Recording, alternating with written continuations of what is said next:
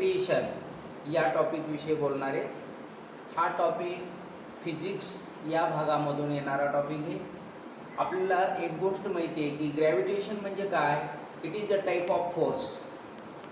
आपण पाठीमागच्या वर्गामध्ये डिफरंट टाईप ऑफ फोर्सेस पाहिले होते, ज्यामध्ये आपण muscular force, chemical force, mechanical force अशा प्रकारचे फोर्स आपण पाहतो.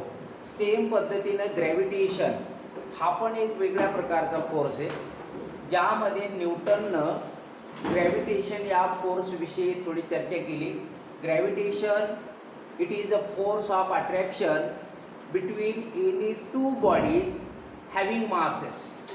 न्यूटनच्या डेफिनेशनप्रमाणे की कुठल्याही दोन मास असणाऱ्या बॉडीमध्ये जे फोर्स ऑफ अट्रॅक्शन आहे त्याला आपण ग्रॅव्हिटेशन फोर्स या नावाने ओळखतो. याचे बेस्ट एक्झाम्पल घ्यायचे ठरलं आपल्याला. The force of attraction between earth and moon, force of attraction between sun and earth, force of attraction between sun and planet. या पद्धतीने आपण या ग्रॅव्हिटेशन फोर्सचा अंदाज घेऊ शकतो. त्यानंतर न्यूटनने या ग्रॅव्हिटेशन फोर्स ऑफ अट्रॅक्शनला मॅथमॅटिकल लँग्वेजमध्ये मांडण्यासाठी एक इक्वेशन समोर आणलं. ज्या इक्वेशनला तुम्ही जर पाहिलं तर ते इक्वेशन असं दिसतं, F is equal to capital G into M1 into M2 upon T square. काही पुस्तकामध्ये तुम्हाला डीच्या ऐवजी R असा शब्दप्रयोग दिसन. दोन्हीचं मिनिंग एकच आहे. ज्या ठिकाणी force it is shown by the symbol F. M1 it is the mass of first body, M2 it is the mass of second body, and small d it is the distance between center of two bodies. ज्यामध्ये तिसरा factor तुम्हाला दिसतोय capital G. It is a proportionality constant, and when we are studying about gravitation it is called as a universal constant, universal gravitation constant या नावाने आपण ओळखतो. आणि अशा प्रकारचे इक्वेशन यामध्ये मांडले.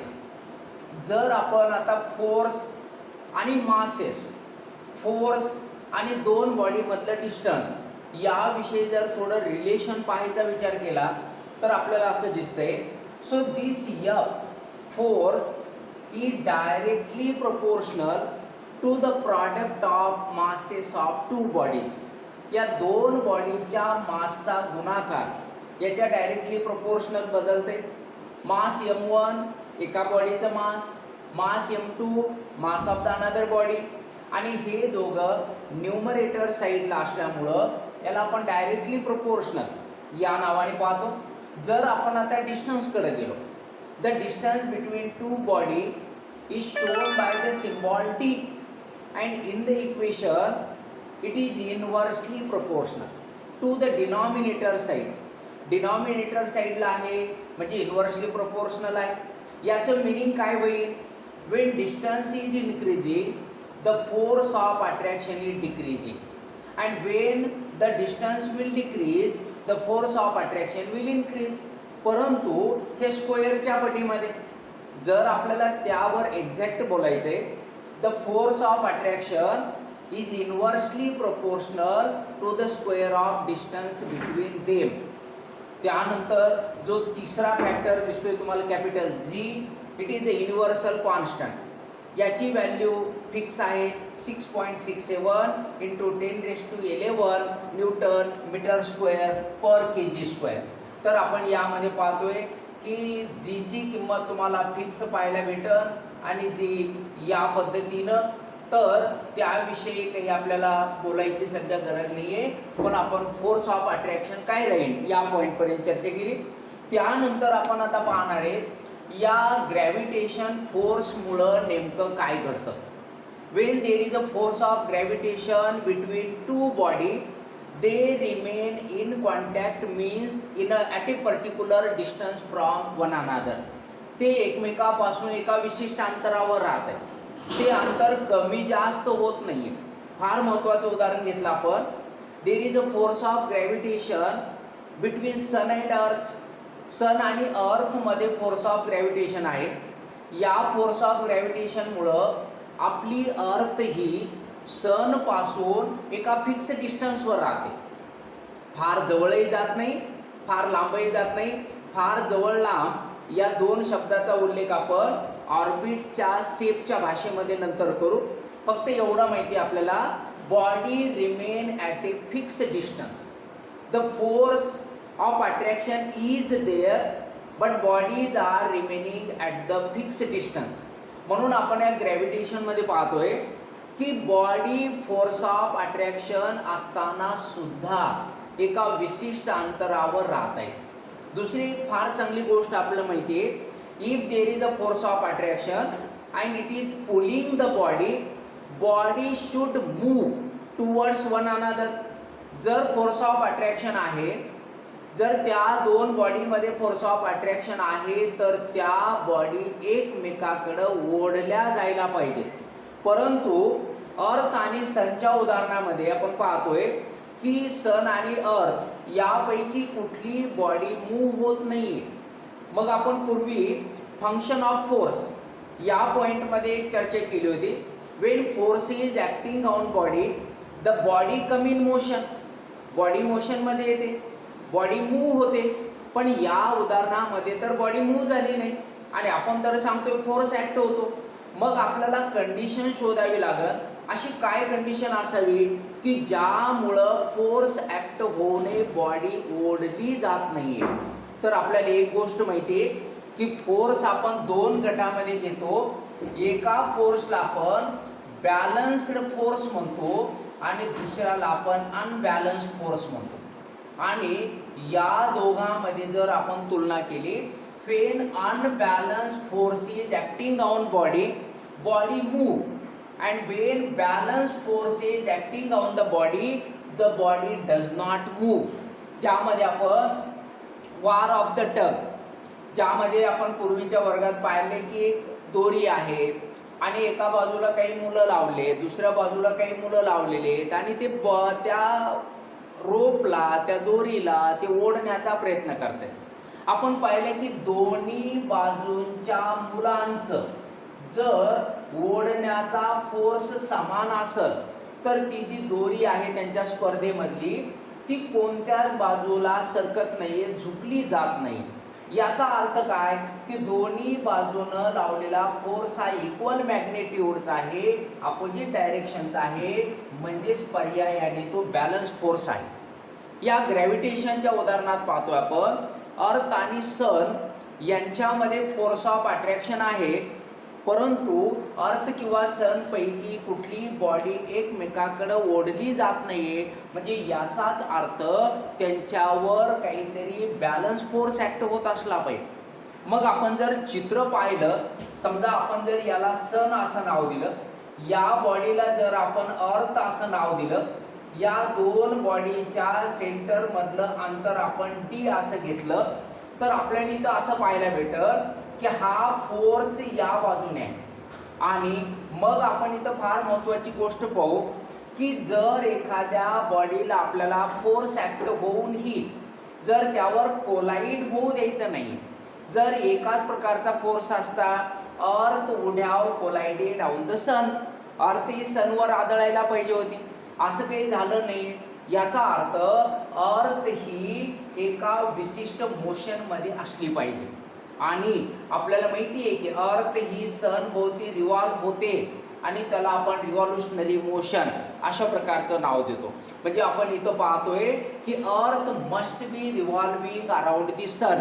म्हणजे आपण ही गोष्ट बोलतोय की ज्या वेळेस अर्थ सन भोवती रिव्हॉल्व होते हे माहीत नव्हतं, त्यावेळेसची शक्यता आपण पाहू लागले की अर्थ सन भोवती रिव्हॉल्व होते आणि मग ही सर्वसाधारणपणे अर्थ आणि सन हे इक्वल डिस्टन्सवर राहावेत. म्हणजे आपण हे जी मार्ग आहे अर्थचा रिव्हॉल्व होण्याचा जो पाथ आहे तो पाथ सर्वसाधारणपणे सर्क्युलर आकाराचा असावा असं सायंटिस्टनं कन्क्लुजन केलं. सर्क्युलर आकाराचा आहे म्हणून ही बॉडी सेंटर पासून म्हणजे सन पासून फिक्स डिस्टन्सवर राहत असावी. आणि मग आपण पाहतोय की आपल्या पुस्तकामध्ये पण त्यांनी चित्र दाखवलंय, एक स्टोन घेतलेला आहे आणि एका दोरीला बांधलाय आणि तो विद्यार्थी, ती मुलगा मुलगी ते त्याला रिव्हॉल्व करते आणि तुम्ही सर्क्युलर मोशन त्यामध्ये पाहू लागले. That means the earth is performing circular motion around the sun. Earth ही सनच्या भोवती सर्क्युलर मोशन मधून मूव्ह होते आहे असं आपल्याला चित्र दिसते. And because of the circular motion earth is not colliding on the sun. ती काही आता आदळत नाहीये. मग एक महत्वाची गोष्ट आपण पाहतो की जर सन आणि अर्थ मध्ये फोर्स ऑफ अट्रॅक्शन आहे, हे फोर्स ऑफ अट्रॅक्शन जर सनच्या दिशेने असेल, त्या दोरीच्या उदाहरणामध्ये जसं दाखवलेले, मध्यभागी उभा राहिलेली मुलगा मुलगी, त्याच्या हातामध्ये ती दोरी आहे आणि असणारं फोर्स ऑफ अट्रॅक्शन हे त्या मुलाच्या दिशेने आहे. आणि दुसऱ्या बाजूला आपल्याला त्यांनी दाखवले because of motion now the another force is acting on the revolving body and that force is opposite to the initial force of attraction. आधीचा जो इनिशियल फोर्स ऑफ अट्रॅक्शन आहे, जो सनच्या दिशेने डायरेक्टेड आहे, याच्या अपोजिट दिशेनं त्या स्टोनच्या म्हणजे आपल्या उदाहरणामधल्या अर्थच्या मोशनमुळे निर्माण झालाय, तो फोर्स आता अपोजिट असावा. मग हे दोन फोर्स जर असते, one force is directed toward centre, another is directed away from centre, and these two forces are of equal magnitude and opposite direction, means they are balanced force, and because of the balanced force earth is revolving around sun. आणि आपल्या पुस्तकामध्ये त्यांनी आपल्याला एक question विचारलाय की कोणत्या फोर्समुळं, due to which force the earth our planet is revolving around sun. सनच्या भोवती अर्थ किंवा प्लॅनेट हे कोणत्या फोर्समुळे रिव्हॉल्व होत आहेत, आणि त्या फोर्सला आपण पहिलं नाव दिलेलं आहे ग्रॅव्हिटेशन, आणि आता आपण दुसरं नाव देणार आहे सेंट्रीपिटल फोर्स. सेंट्रीपिटल या शब्दाचं मिनिंग दाखवले त्यांनी, centre seeking, directing toward centre. Centre seeking म्हणजे डायरेक्टिंग टुवर्ड सेंटर, सेंटरकडं डायरेक्टेड असणारा, आणि या फोर्समुळं बॉडी रिव्हॉल्व होते असं आपल्याला पाहिजे. दुसऱ्या उदाहरणात जी आपण चर्चा केली की बॉडी कॉन्स्टंट डिस्टन्सवर राहते, not colliding on the centre, सेंटरवर आदळत नाहीये, म्हणजे याच्या अपोजिट जो फोर्स आहे त्याचं नाव ठेवलं आपण centrifugal force. Centrifugal means away from centre. ज्या चित्रामध्ये आपण पॅथॉलॉजिकल लॅबमध्ये सुद्धा एक सेंट्रीफ्यूज नावाची मशीन पाहतो, ज्या मशीनमध्ये टेस्ट ट्यूब जे सॅम्पलला ट्रीट करण्यासाठी, सॅम्पलवर प्रोसेस करण्यासाठी आपण जे मांडतो आणि त्या गोल गोल टेस्ट ट्यूब फिरताना आपल्याला दिसत आहे, आणि त्यांच्यावर ॲक्ट होणारा जो फोर्स असतो त्याला आपण सेंट्रीफ्युगल फोर्स म्हणतो. Centripetal force directing toward centre, that is toward sun, and centrifugal force away from the sun, and these two forces are balanced forces, and because of these balanced forces the earth is performing circular motion around the sun. अर्थ सनच्या भोवती किंवा planet सनच्या भोवती जे revolve होते, circular motion perform करते, हे centripetal फोर्समुळं, आणि opposite त्याला बॅलन्स करणारा फोर्स आहे सेंट्रीफ्युगल. तुम्हाला परीक्षेमध्ये जर क्वेश्चन विचारला कोणत्या फोर्समुळे रिव्हॉल्व होतात, तर तुम्ही उत्तर लिहिणार आहे सेंट्रीपिटल फोर्स, ज्याचं दुसरं नाव आपण या टॉपिकमध्ये ठेवले ग्रॅव्हिटेशन फोर्स. या ग्रॅव्हिटेशन फोर्समुळं, सेंट्रीपिटल फोर्समुळं ही बॉडी त्याभोवती रिव्हॉल्व होताना आपल्याला दिसते. आता आपण सुरुवातीला एक पॉईंट मांडला होता की सर्वसाधारणपणे हे ऑर्बिट सर्क्युलर आकाराचं आहे अशी आपण चर्चा केली, but actually it is observed that orbit of revolution of earth around sun, it is not of circular nature, circular shape, but it is of elliptical size, elliptical shape. हे इलिप्सच्या आकाराचे, हे circular वगैरे नाहीये. हे चित्र आपण पुस्तकामध्ये पाहतो, ज्यामध्ये आपण पाहतो की आपल्या पुस्तकात त्यांनी इलिप्सचं चित्र दाखवलंय, ज्याला आपण मराठीमध्ये लंबगोल वगैरे असं काही म्हणू शकतो. त्यामध्ये एक असे दोन पॉईंट तुम्हाला दाखवले, जे मी आता इथं दाखवू लागलोय. एकाला मी F1 म्हणन, दुसऱ्याला मी F2 म्हणन, आणि या इलिप्सच्या ऑर्बिटमधून इलिप्स शेपच्या पाथमधून अर्थ रिव्हॉल्व होताना आपल्याला चित्र दिसत आहे. मग यामध्ये त्यांनी जो एक महत्त्वाचा पॉईंट मांडलाय की इलिप्सला दोन सेंटर सारखे पॉईंट दिसत आहेत आपल्याला, and that is called as A focus, ज्याला प्लुरल अनेक वचन आपण फोकाय असं मानतो. आणि त्यामध्ये त्यांनी असं मांडलंय की ellipse the orbit of the earth is elliptical, ellipse is shape having two foci and at one foci sun is present. एका फोकसवर नेहमी सन असतो, कुठल्याही एका फोकसवर. याचा अर्थ कधी F1 वर असेल तर कधी F2 वर असेल, आणि या दोन फोकसवर तुम्हाला सन दिसायला लागेल की ज्यामध्ये आपली जी अर्थ आहे या इलिप्टिकल ऑर्बिटमधून ती अशी रिव्हॉल्व होताना आपल्याला दिसणार आहे. आणि आपल्या अर्थचं ऑर्बिट इलिप्टिकल आकाराचं आहे याचा पुरावा आपल्यासाठी असा आहे, गृहीत धरा की तुमचा सन F1च्या पॉईंटवर आहे. अर्थ या गोलगोलच्या त्याच्यामध्ये आपण दाखवले सर्कलच्या आकाराने. ज्या वेळेस समजा याला जर मी A नाव दिलं, या पोझिशनला B नाव दिलं, याला C नाव दिलं, याला D नाव दिलं, तर A पोझिशनवर अर्थ आहे, F1 पोझिशनवर आपला सन आहे, तर हे डिस्टन्स कमी आहे. आणि ज्या वेळेस C कडे तो जाईल अपोजिट साईडला, आपला सन F4 वरच आहे असं गृहीत धरलं, अर्थ आपली C वर आहे, ते F1 आणि अर्थ यामधलं अंतर आता वाढलेलं आहे. मग अंतर लांब गेलं तर अर्थकडं ट्रॅव्हल होणारी, मूव्ह होणारी हीट जी आहे, एनर्जी जी आहे ती कमी होईल, आणि आपल्याला सन पासून कमी एनर्जी मिळेल. आणि आपण अनुभव करतो की सर्वसाधारणपणे ऑक्टोबरच्या नंतर जानेवारीपर्यंत आपल्याला कमी हीट मिळते, आणि त्या काळाला आपण म्हणतो विंटर सीझन, हिवाळा. आणि ज्या वेळेस आपली अर्थ A B D या पॉईंटवर असेल, सन पासून जवळ आहे, म्हणजे या काळामध्ये जास्त हीट मिळेल, हीट जास्त मिळते, आणि त्याला आपण म्हणतो समर सीझन. म्हणजे आपल्याला माहिती आहे the season take place on earth, seasons occur on earth, it is because of elliptical shape of the orbit. या अर्थ ऑर्बिट इलिप्टिकल आकाराचे म्हणून तर सीझन होत आहेत. When earth is near to sun we are experiencing summer, and when earth is away from sun we experience the winter. आणि अशा प्रकारचं चित्र काही मुलांच्या मनात येईल की आपल्याकडं तर सर एक रेनी सीझन पण असतो, पण रेनी सीझन हा काही खऱ्या अर्थाने सीझन नाही आहे, हा समरचाच भाग आहे. आपल्या देशामध्ये एका फिक्स पिरियडमध्ये रेनिंग होते म्हणून आपण त्याला एक सीझन नाव दिले, पण सर्वसाधारणपणे अर्थवर दोनच सीझन आहेत, समर आणि विंटर. आपल्याकडं फक्त तिसरा सीझन आहे रेनी सीझन. काही देशामध्ये रेनी सीझन नाही आहे, त्यांच्याकडं नेहमी वेगवेगळ्या टाईमला पाऊस पडतो, म्हणजे असं काही फिक्स सीझन नाही आहे. म्हणजे आपण प्रूफ पाहतोय whether the orbit of earth is circular or elliptical, and it is elliptical. हा इव्हिडन्स आपल्या हातात आलेला आहे, ज्या इव्हिडन्सच्या आधारे तुम्ही सांगू शकता orbit of the earth is elliptical and not a circular. जर सर्क्युलर असतं तर अर्थवरचं टेम्परेचर नेहमी कायम राहिलं असतं, एकतर ते 20 डिग्री 25 डिग्री 42 डिग्री असं काहीतरी फिक्स राहिलं असतं. जर अर्थवरचं टेम्परेचर 42 आहे तर 42 राहिलं असतं, म्हणजे आयुष्यभर आपण उन्हाळाच अनुभवला असता, म्हणजे आपल्याला हिवाळा दिसलाच नसता.